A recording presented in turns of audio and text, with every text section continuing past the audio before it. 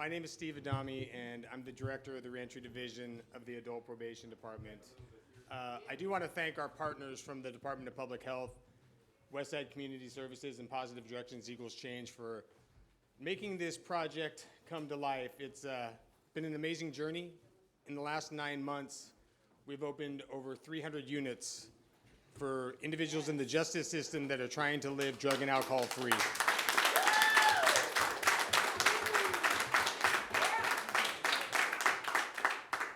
So before I begin, I actually want to thank Destiny Pletch and Victoria Westbrook, who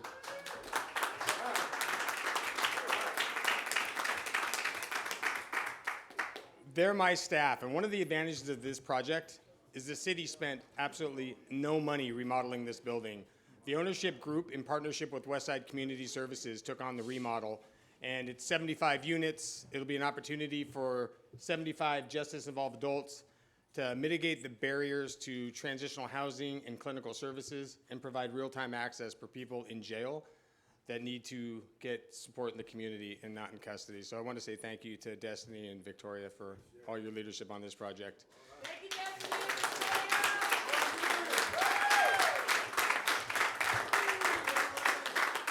Now, I have the honor of introducing our incredible mayor, London Breed. Thank you.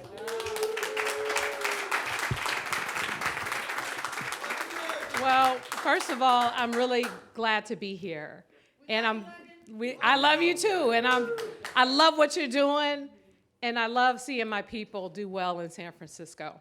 Let me tell you, it's been a hard time for so many folks who are part of this community over the years, and in fact, you know, there have been a lot of conversations happening around criminal justice reforms and this whole DA recall, and it's a setback to supposedly a setback to criminal justice reform. And what I reject as the mayor of this city is the need to choose between justice and reforms. We can have both. Both exist. It exists for the moms whose children were gunned down in this street who deserve justice.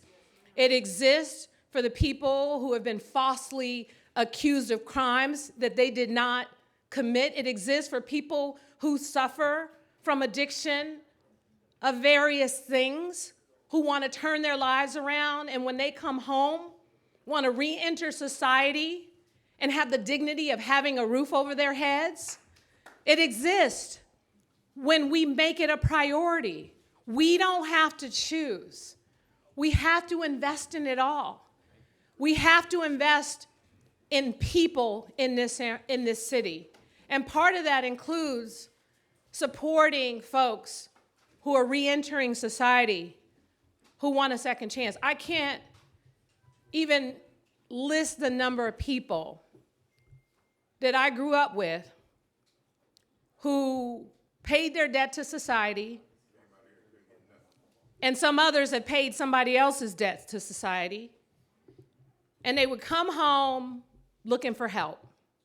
And maybe their mom or their grandma was displaced from the place they grew up in.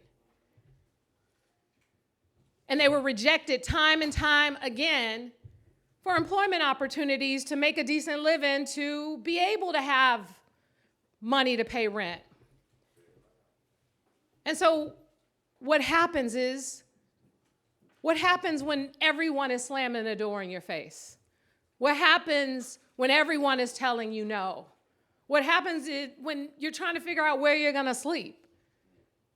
That's why this is so important. It's important for people to have dignity, for people to have a foundation, for people to really, truly get the second chance that they deserve in life, and to have stable housing at the center of all that. But also, what Steve has created is more than just housing and abstinence-based programs and other things. He's created a family. Yep. This is really a family of people who look out for one another, who support one another, who uplift one another. And in turn, all of the folks who are part of this incredible family, they're going to try and continue to help other people other people who are struggling with some of the similar issues that unfortunately they've had to endure. And they are living examples of when it's done right. They are living examples of when redemption happens, when second chances happen, when opportunity happens. That's what this is more than just a building that's been remodeled with beautiful furniture and artwork and nice paint. It's more than that. It's what we are, what we represent in San Francisco, and what we have to continue to invest in. We can't keep saying that we believe in it, but not make the investments to change it. And so that's why we're here today.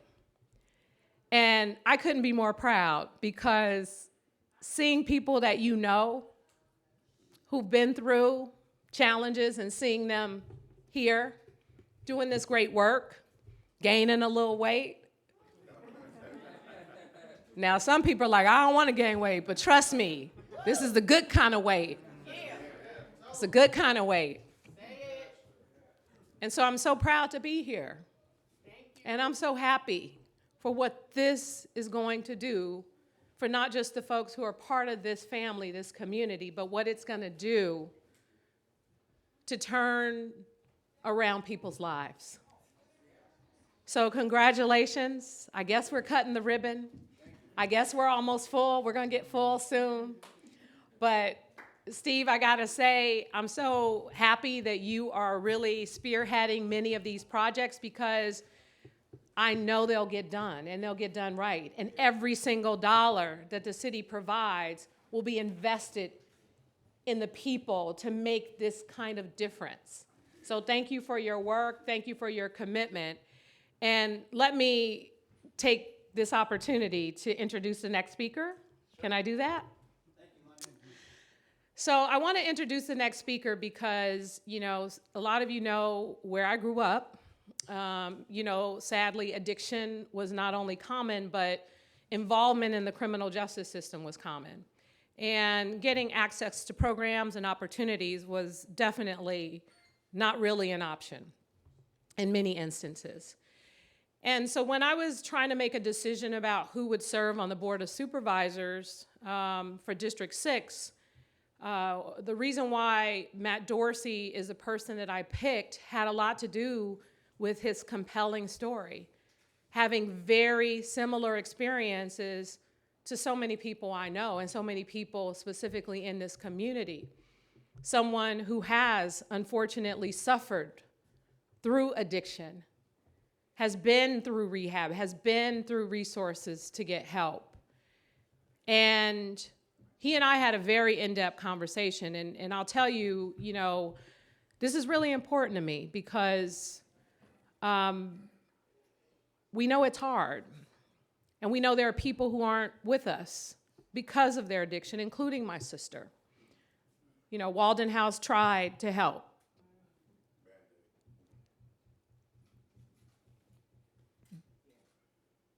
But we need more. And we don't need people who've not experienced things in the same way that so many of you had experienced, making decisions about what should happen.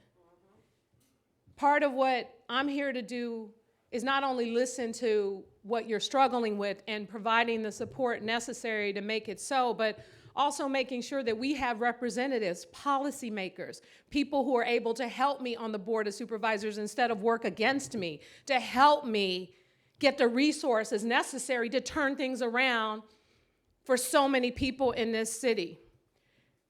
And the person who is definitely going to be a leader in helping in all of those efforts because of his own personal story is the supervisor of District 6, Matt Dorsey.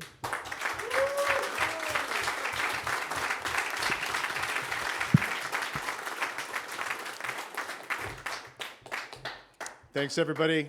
My name is Matt, and I'm an addict and alcoholic. It was the convergence of a public health crisis in accidental drug overdose deaths over the last couple of years and my own personal journey in drug addiction that moved me to ask Mayor Breed to consider me for this vacancy. It was the collective toll of being on a monthly call with the Office of the Chief Medical Examiner and officials from the Department of Public Health to preview how many people died last month of drug overdoses. And it was the heroic championship of Mayor London Breed in the Tenderloin Emergency Initiative, and the hard fight that was to stand up for my community. And if there was a moment that moved me to think in my heart, Mayor, put me in. I want to be an ally on this because I believe in the promise of recovery. And I believe that the city has an essential role to fulfill that promise. And I am inspired by the stories of my brothers and sisters in recovery, like Steve Adami. I am inspired by the example of the people who I go to meetings with. You know, as part of this journey, I was prepared to talk about how I was going to tell my personal story publicly. But it was interesting when I was sworn in and announced, I hadn't really prepared for how I was going to talk about what I was doing publicly, privately. In a meeting of Crystal Meth Anonymous, or you know, like some of the recovery meetings that I'm a part of, where they knew I would share about, like, hey, I'm interviewing for a job and I've got some anxieties about it and I'm thinking about it. And people were supportive of me, but they didn't know what it was. They didn't know I was going to be on the board. I didn't know. And it was inspiring to hear from people who I've been through their journeys, and we've been through a journey together. We've seen hell and back. And to hear from them that, hey, Matt, now we've got a seat at the table. It is terrifying to have that expectation on my shoulders, but it is an honor. It is the inspiration of my career to have this opportunity to work for my neighbors in my city and on issues that I care about, people I love, and people that I want to support. The real lesson of recovery, I think, is that we help each other. It is something that I know for a fact, what I have learned in recovery, and I've had some setbacks over the years, but what I have learned again and again in recovery is that when I help others, it's 100% effective in keeping me sober. And if everybody can internalize that and we've got each other's backs, we're here for each other, that's what this is. That's what the Minna Project's about. That's the work that Steve Adami is doing, and that's the kind of work that I'm really excited to be supporting on the Board of Supervisors. So thank you, everybody. Thank you, Mayor.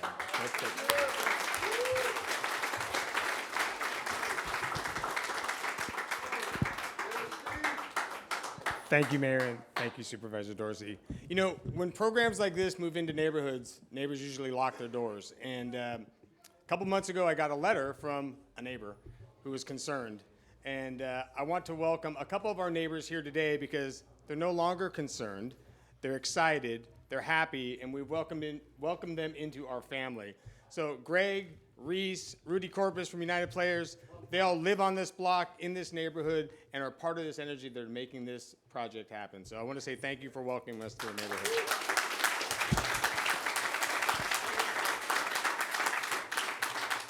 You know, sometimes collaborations are complicated, but they're not complicated when people's visions, missions, and values are aligned. In March, the Adult Probation Department had no money for this project. We had a vision. We had Supervisor Safai championing the vision with us, but we didn't have any funds for it. And our next speaker made this happen. And I'm so grateful to partner with the San Francisco Department of Public Health, who stepped up and made this dream a reality. So Dr. Colfax.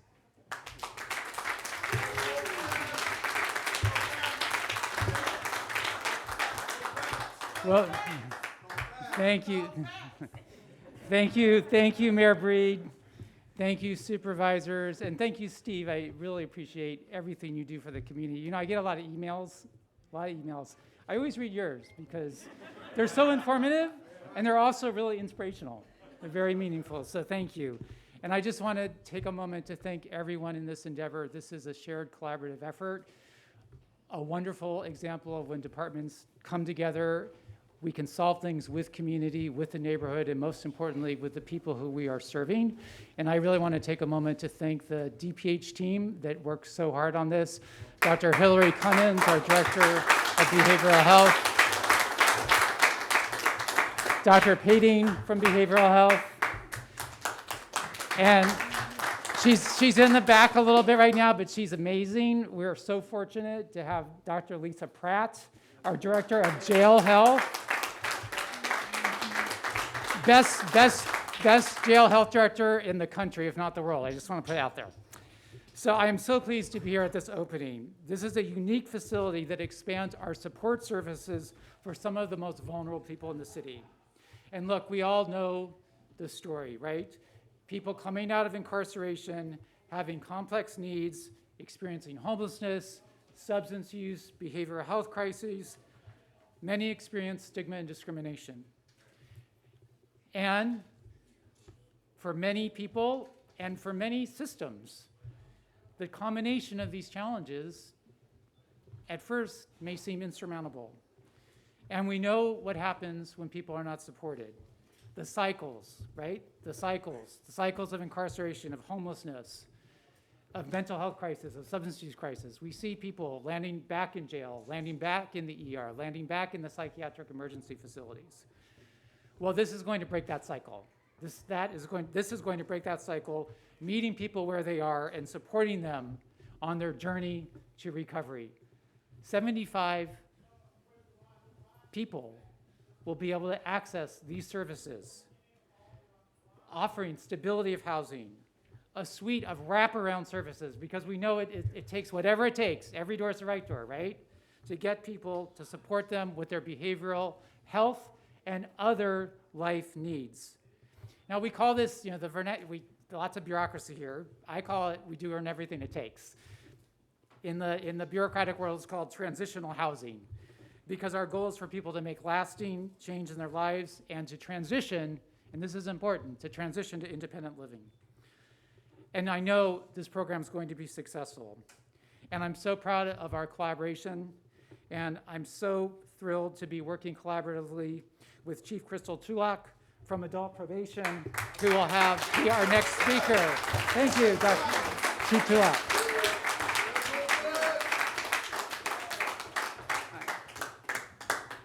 Hello, everyone. This is really an amazing day. It is a continuation of the work that adult probation does to help people restore their lives. At adult probation, we are a very small department, but we lead with passion and commitment because we believe that building therapeutic pathways for people is what works. We believe in recovery, and we believe that recovery works. The Minna project reflects a lot of pain and despair and isolation that people experience. But more than that, it reflects hope and promise that comes with the opportunity to transform your life. We are so grateful to the mayor's office, Andres Powers, Sean Ellsburn, and especially you, Mayor. Thank you so much for the support.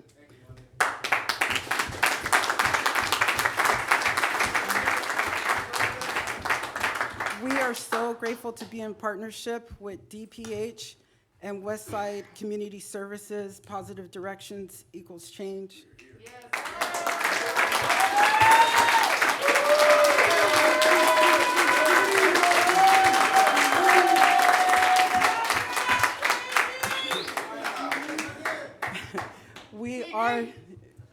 That's right. We are very, very grateful for the support that we receive from the board. Supervisor Safahi, Supervisor Dorsey, Supervisor Stephanie, and Supervisor Mandelman. At the Adult Probation Department, our reentry division is led by Steve Adami.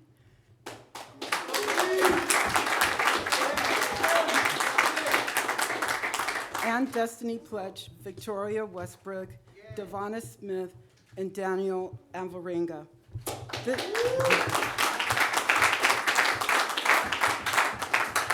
This is their vision, and they put their heart and soul into making sure that this is a right environment for change.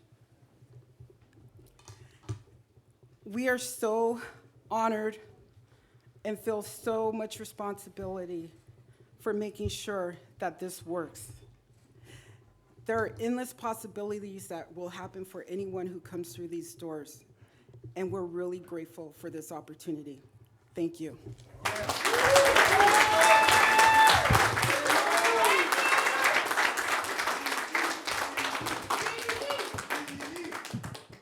You know, a couple years ago, 2019, we kind of set out on this mission with one of my then staff, Jafria Morris, who then left to work for Supervisor Safai. And we created a portfolio of 6 programs that we were set to implement over the next several years.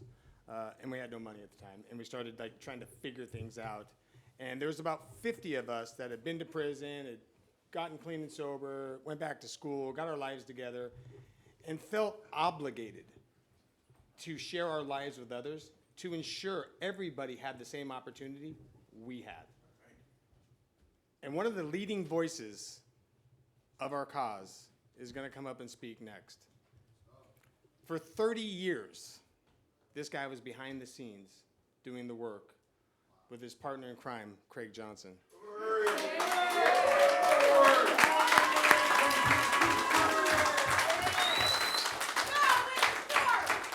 If you've ever spent any time with Cedric, his phone does not stop ringing, you can't get him alone, and he is working day and night.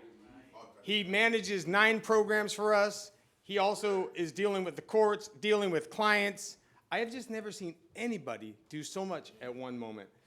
And today is his moment. I want to bring up my friend, my peer, my colleague, Cedric Akbar.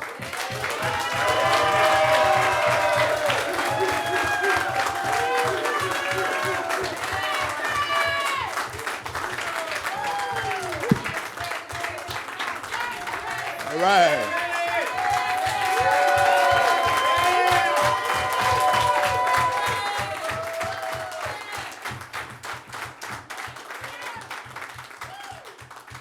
All right, good afternoon, everyone. So, once again, the community has spoken, and once again, the mayor has listened. The reason why this happened today, because the name of this project is called the Minna Project. And we were trying to figure out a name until I looked it up and found the Arabic meaning of Minna, and it says, God will provide.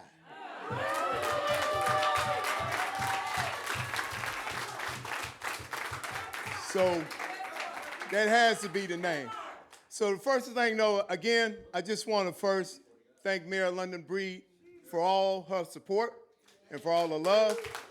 I want to thank Supervisor Safai also for all of his support. This is the time in San Francisco right now. We all have our differences. We all see ways of how we think this should happen. But this is a time for us to come together. I'm serious. It's time for us to come together no matter what walk of life we come from. Everybody talk about recovery and scared to talk about recovery when it comes to substance abuse, prison life, and alcohol addiction. But we also recover from a whole lot of other things. All you got to do is look out on that street and see it's a whole lot of recovery needs to happen and take place. We need to work with these people that live on this block. We need to take it block by block, and we have to start within our own hearts. Don't blame nobody else if you ain't doing nothing. But we have to start within ourselves to be able to make this work. I ain't going to hold you long because I appreciate everybody for supporting and coming out, but don't just come today. I want to see you here tomorrow, the next day, and come out and support this situation. So right now, thank you all for coming. I appreciate you guys. Love you. And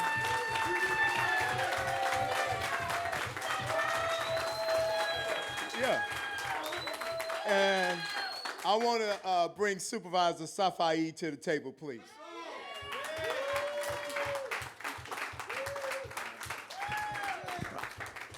I don't know if I want to follow him. Let me just start by saying God is good, y'all. All the time. All the time. So let me say this, and he hit on it, and Mayor Breed said it right. The best elected officials, the best public servants, listen, because we don't have all the answers. And a few years ago, the black community got together, led by the black recovery community got together and said, the city is not listening to us. They're not providing the services that we need. They're not giving us the opportunity to go into an abstinence-based environment. Now, I don't want to get into a fight about harm reduction and abstinence-based, but let's at least offer that service. So they came, and I had the good fortune of having Jafria Morris on my staff, and we connected with APD, and they had things sitting on the shelf. I heard from public health leadership, they said, how did this happen so quickly? Because it was sitting on the shelf. It was ready to go. So the first one we did, the therapeutic community over there in Nob Hill, I went into the mayor's office. It literally took 1 minute. I said it to her, and she said, absolutely. We are going to do that. We are going to make that happen. And we did it. And then here we are again when she declared her state of emergency, and I teased her. I called her Scrooge because we had to work on Christmas Eve. And she said, Asha, do your job. And I said, okay, Madam Mayor. And so I said, but I'm going to ask for one thing, the Minna Project. And it took, again, 1 more minute to convince her that this was the right thing to do. So I want to thank Mayor Breed. I want to thank Andres Powers and her staff for putting in the hours. And I know you gave a big round of applause, but this is a black-led organization doing recovery. Let's give it up again for Positive Directors Equal Change. That's right.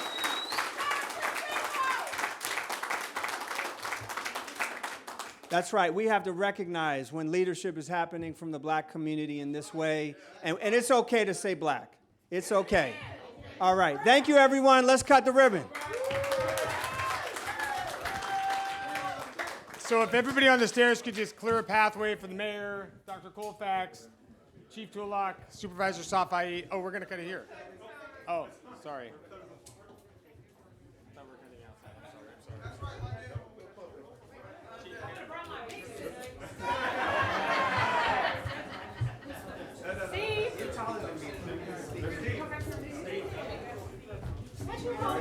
Cedric, come on, man. Oh.